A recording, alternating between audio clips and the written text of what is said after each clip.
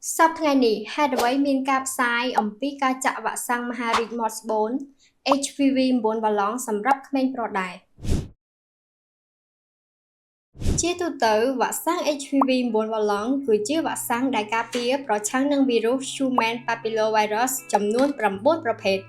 វីរុសទាំងនេះជាមូលហេតុសំខាន់នៃជំងឺមហារីក Morsbone និងជំងឺមហារីកផ្សេងៗទៀតដូចជា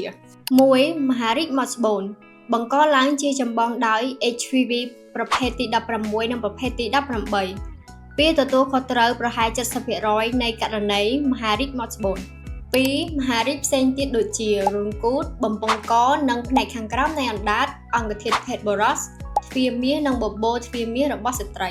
3. ជំងឺរលាកស្បែកបន្តពូជឬជំងឺសេមាន់បង្កឡើងជាចម្បងដោយ HPV ប្រភេទទី6និងប្រភេទទី11វាមានហានិភ័យទាបមិនបង្កមហារីកប៉ុន្តែជួបញឹកញាប់វ៉ាក់សាំង HPV 9 បាឡង់អាចការពារបានវីរុស9ប្រភេទ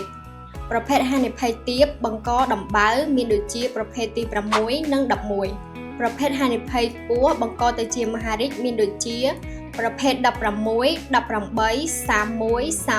45 52និង58ចំណុចសំខាន់នៃវ៉ាក់សាំងនេះមានប្រសិទ្ធភាពខ្ពស់បំផុតប្រសិនបើចាក់មុនពេលប៉ះពាល់ជាមួយផ្លូវភេទ